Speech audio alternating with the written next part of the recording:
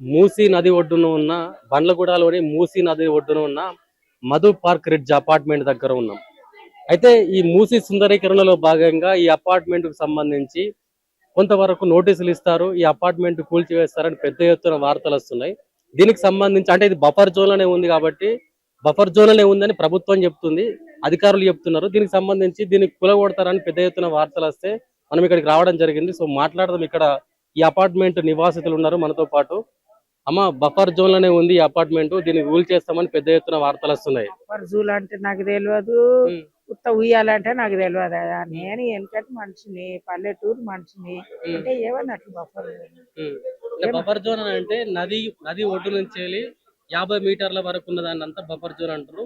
అదంతా నదికి సంబంధించిన భూమి అని అంటున్నారు.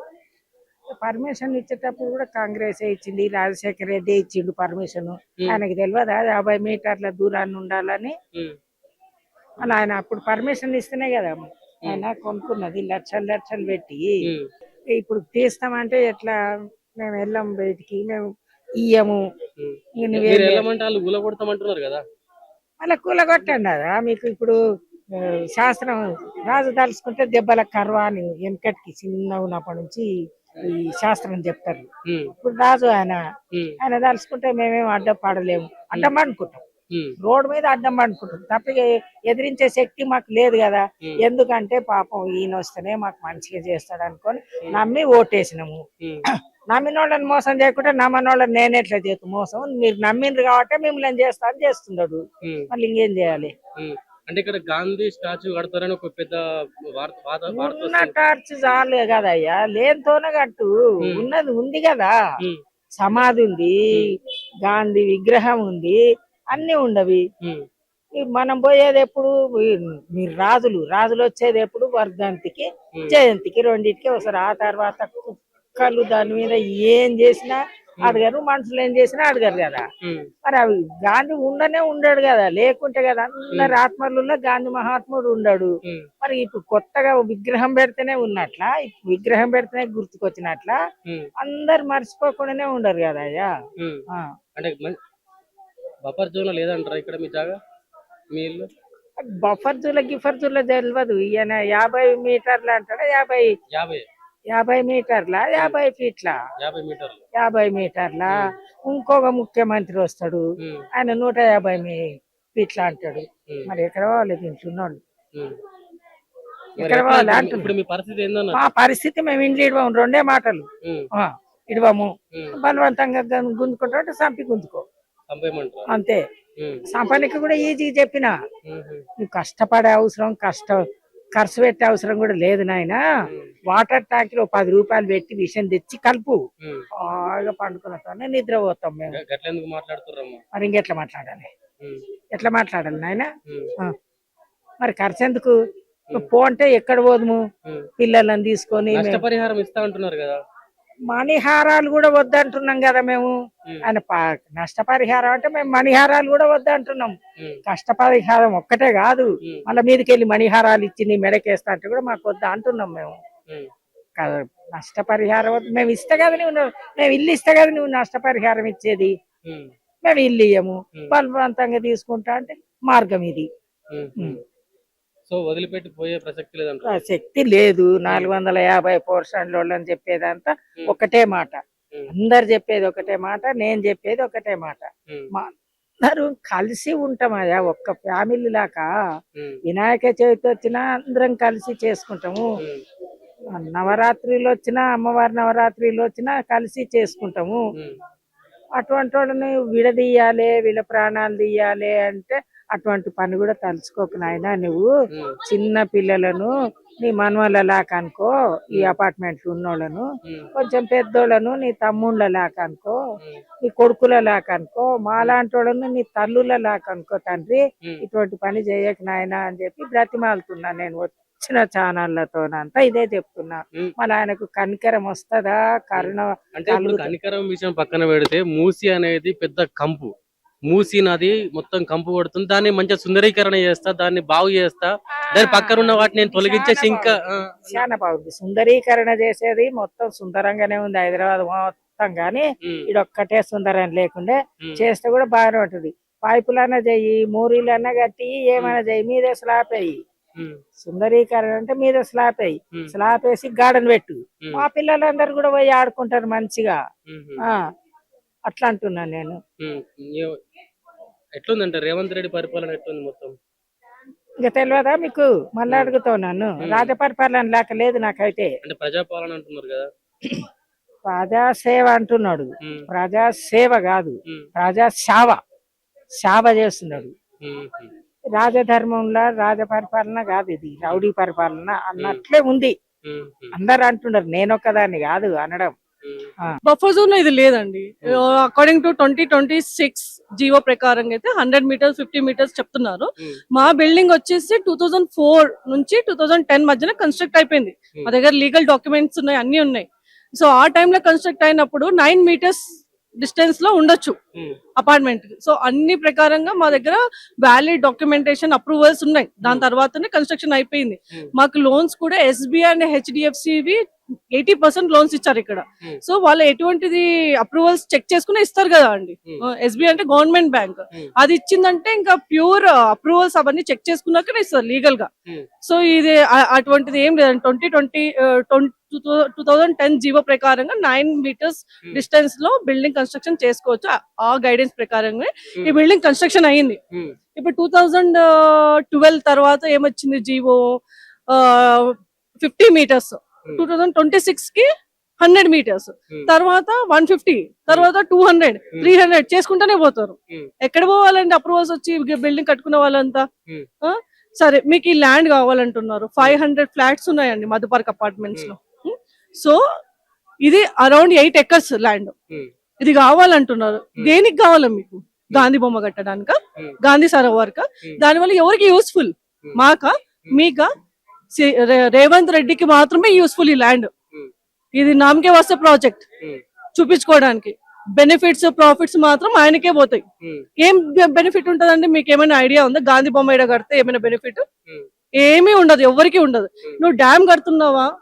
సరే, ఇస్తామేమో డ్యామ్ కడితే 100 ఎకరాలు సాగైపోతాయి.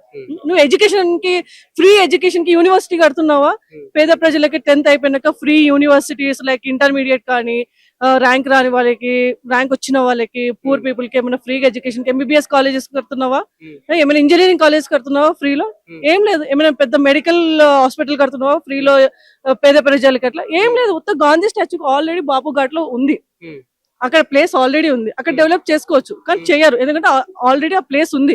ఇప్పుడు ఆయన కొత్త ప్లేస్ అక్వైర్ చేయాలంటే ఇలాంటి ల్యాండ్ కావాలి. చుట్టూ ఫారెస్ట్, ఆర్మీ ల్యాండ్, పక్కన ఎవరు ఏది కన్స్ట్రక్ట్ చేయడానికి రావడానికి అవకాశం లేదు.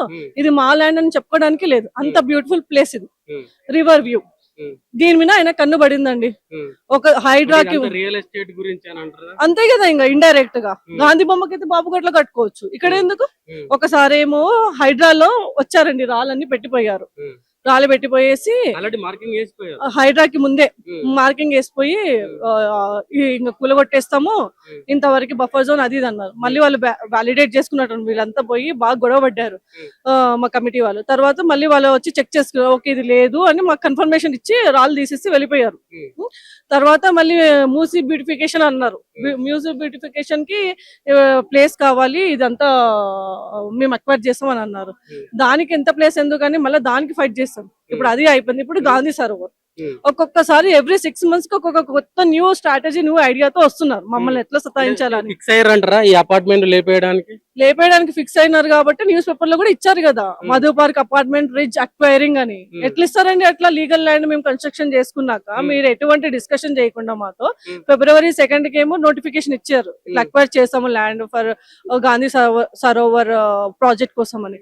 మాతో ఎటువంటి డిస్కషన్ చేయకుండా, మాకు ఎటువంటి కంపన్సేషన్ ఏది అని ఏం డిస్కషన్, మేము ఒప్పుకుంటామో లేదా తర్వాత అట్లీస్ట్ వాళ్ళైతే డిస్కస్ చేయాలి కదండి. ఒక ప్లేస్ నీకు కావాలి గవర్నమెంట్ ప్రాజెక్ట్ డెవలప్మెంట్ కి, నువ్వు ఆ ప్లేస్ కి వెళ్ళి కనుక్కుంటావో వాళ్ళ కష్టాలు నష్టాలు, వాళ్ళు ఇష్టంగా ఉన్నారా లేదా కనుక్కుంటావా, లేకపోతే డైరెక్ట్ గా మేము తీసుకుంటున్నాం మీరు ఇవ్వాల్సిందని ఇస్తారా? అభిప్రాయ సేకరణ చేస్తామని అన్నారు కదా, ఈ విషయంలో అంటే ప్రజాభిప్రాయ సేకరణ అంటే ఇక్కడ ఉన్న ప్రజలకు వాళ్ళని అడిగిన తర్వాతనే ఈ నిర్ణయం తీసుకుంటామని చెప్పేసి అన్నారు. అడిగితే మాకేం ప్రాబ్లం ఉంటదండి? మాకు ఎటువంటి ఎవ్వరు వచ్చి మాకు ఏమి అడగలేదు, ఏమి ఇన్ఫర్మేషన్ లేదు అసలు. డైరెక్ట్ February 2 పేపర్ లో, హిందుస్థాన్ పేపర్ లో ఇచ్చారు ఇట్లా అక్వైర్ చేస్తున్నామని. అప్పటి నుంచి మా పోరాటం స్టార్ట్ అయింది. మేము లీగల్ గా ప్రొసీడ్ అయిపోయాము ఆల్రెడీ. చూసుకుంటామండి. ఇంకా వాళ్ళు ఒక్కొక్క ఎవ్రీ వీక్ కి కొత్త కొత్త స్ట్రాటజీస్ తో వస్తున్నారు. వాళ్ళకి మాత్రమే ఈ బిల్డింగ్ కావాలని అంటున్నారు. బట్ మేమైతే ఇచ్చే ప్రసక్తే లేదు. ఏం చేస్తారు చూసుకుంటామని అంటే? మీ దగ్గర బలం ఉందా, బలగం ఉందా? ఏం చేస్తారు? అవసరం లేదు. ప్రభుత్వంతో పోరాడగలుగుతారా? ఎందుకు పోరాడలేమండి? ఇది డెమోక్రటిక్ కంట్రీ. మనం ఓటేస్తేనే వాళ్ళు విన్ అయ్యారు. మనం లేని వాళ్ళు ఓటేసుకుని విన్ అవుతారా? లేదు కదా. ప్రజల సామ్రాజ్యం ఇది. ప్రజల వరకు వస్తే మేము ఎంత వరకైనా పోరాడతాం. ఫ్లాట్ కి 4 members అయినా ఉంటారు. మినిమం 500 ఫ్లాట్స్ ఉన్నారు. మమ్మల్ని అందరినీ బయటకి వేస్తామంటే మేము ఊరుకుంటామా? రానిస్తారా వాళ్ళని ఇక్కడికి? పోలీస్ బలగాలని ఇక్కడికి రానిచ్చే ప్రసక్తే లేదండి. అయినా వాళ్ళు ఎందుకు వస్తారండి? ఇది మా లీగల్ గా కన్స్ట్రక్ట్ చేసుకున్న ల్యాండ్. మేము ఇష్టం అయితేనే, మేము ఇవ్వాలనుకుంటేనే వాళ్ళు తీసుకుంటారు. మా ఇష్టం లేకుండా వాళ్ళు తీసుకునే ధైర్యం కూడా వాళ్ళ మైండ్ లో కూడా రాకూడదు, రాదు కూడా. అంటే డైరెక్ట్ ఆర్డీఓ గారే చెప్పారు కదా, ఖచ్చితంగా మధు పార్క్ రిడ్జ్ అపార్ట్మెంట్ నా స్వాధీనం చేసుకుంటామని చెప్పి. ఆయనకి ఐడియా లేదేమండి. మేము తీసుకున్న అపార్ట్మెంట్ జీవో ప్రకారంగా మాది లీగల్ ల్యాండ్ అని ఆయనకి అంత ఐడియా లేకపోయిండొచ్చు పాపం. మేము కన్వే చేస్తాం అదంతా. మాకు తెలుసు మేము ఎలా కన్వే చేయాలో. మా కమిటీ మెంబర్స్ ఆల్రెడీ రీచ్ అవుతున్నారు వాళ్ళకి. సో మేము ఆయనకి కొంచెం అర్థమయ్యేటట్టు చెప్తాం. మా జీవో ప్రకారంగా రిక్వెస్ట్ సీరియస్ అండి. ఇది మా ప్రాబ్లం. ఫస్ట్ రిక్వెస్ట్ చేస్తాము, కన్వే చేస్తాము, ఇంకా తర్వాత ఇంకా ఏం చేయగలుగుతామో అదన్నీ చేస్తాం. కానీ మా ల్యాండ్ అయితే ఇవ్వం. ఇచ్చే ప్రసక్తే లేదు. దేనికైనా సిద్ధమే. ఏం చెప్తారు ఫైనల్ గా రేవంత్ రెడ్డి గారి ప్రభుత్వం గురించి? రేవంత్ రెడ్డి ప్రభుత్వం అని చెప్పాలనుకుంటే ఒకటి, ఆయన కూలగొట్టడం, నాశనం చేయడం, ప్రజలను ఏడిపించడం, ఇదే ఆయన ప్రభుత్వం అంటే. చరిత్రలో ఎప్పుడు నిలిచిపోతాడు. దేవుడి కన్నా మంచి పేరుతో ఇంకా మీరే చెప్పాలి. ఆయనకి ఎటువంటి పేరు ఉందో అందరికీ తెలుసు. ప్రజలను ఏడిపించి చరిత్రలో ఎప్పటికీ నిలిచిపోయే ప్రభుత్వం ఎవరంటే కాంగ్రెస్, సీఎం రేవంత్ రెడ్డి గారు. అంటే ఏ వర్గం సంతృప్తిగా లేదంటారా? ఎవరు లేరండి. సామాన్య ప్రజలతో అసలే లేరు. మేము ఇంత ఇక్కడ ఎడ్యుకేటెడ్ ఫ్యామిలీస్, ఇంత వెల్ సెటిల్డ్ ఫ్యామిలీస్, ఇంత 500 ఫ్లాట్స్ ని ఆయన టార్గెట్ చేసినారంటే, జీరో నాలెడ్జ్ తో ఇంత మందిని నువ్వు రోడ్డు మీదకి తీయాలనుకుంటుంటే, హైడ్రాల్ అందుకే కదండి అంత ప్రాబ్లం ఫేస్ చేసినారు. 1-2 ఇల్లులు ఉండే వాళ్ళని అట్లా కొట్టుకుంటూ వెళ్ళిపోయినారు. ఒక్కొక్క ఫ్యామిలీ ఎంతవరకు వెళ్తుంది? కోర్టు వరకు. వాళ్ళు జాబులు చేసుకోవాలా, వాళ్ళు కోర్టు చుట్టూ తిరగాల. ఇక్కడ అలా కాదు. మేము డెడికేటెడ్ గా ఒక టీం తయారు చేసుకున్నాం. ఆఫీస్కి వెళ్లే వాళ్ళు వెళ్ళండి, ఫ్యామిలీకి ఒక మెంబర్, పోరాటం చేయడానికి మేము సిద్ధంగా ఉన్నాం. జాబులు మానేసైనా గానీ మా పోరాటం చేస్తాం. రేవంత్ రెడ్డికి అయితే ప్లేస్ ఇచ్చే ప్రసక్తే లేదు. మేము ఎంత దూరమైనా వెళ్తాం. ఎందుకు కూలగొడతారండి? మేము లీగల్ గా ఉంటున్నాం. మేము ఇంట్లో ఉంటే ఆయన వచ్చి ఎట్లా కూలగొడతాడు? మేమేమైనా నది పక్కన ఏమైనా గుడిసేసుకుని ఉన్నామా కూలగొడితే బయటికి రావడానికి? ఇన్ని సంవత్సరాలు ఎప్పుడు పొంగంది, ఇప్పుడు ఎందుకు పొంగుతుంది? పొంగుతుందని అంటే మీరు ఏదైనా దానికి ప్లాన్ చేయండి. బ్రిడ్జ్ కట్టడము, లేకపోతే గోడ కట్టడం, అలా చేయండి. అంతేగాని ఇల్లు కూలగొడతారంటే అక్కడ సాయి ఆదిత్య వింటేజ్ అపార్ట్మెంట్స్ ఉన్నాయి, లగ్జరియస్ అపార్ట్మెంట్స్ అంట. అవి ఎవరివో తెలియదు మరి. అవేమో కరోడ్స్ లోనే డూప్లెక్సెస్, 5 BHK, చాలా కాస్ట్లీ అపార్ట్మెంట్స్ అవి. అవి నదిలోనే కడుతున్నారుగా. అవి కూలగొట్టమనండి, అది మునిగిపోతుంది ఫస్ట్, తర్వాత మా దగ్గరికి రమ్మనండి. అయినా ఈ రోజు మేము మధు పార్క్ అపార్ట్మెంట్స్ తర్వాత ఇది 50 meters లాంగ్ మూసీ రివర్. ఎంత మంది ఫ్యామిలీస్ అఫెక్ట్ అవుతాయండి?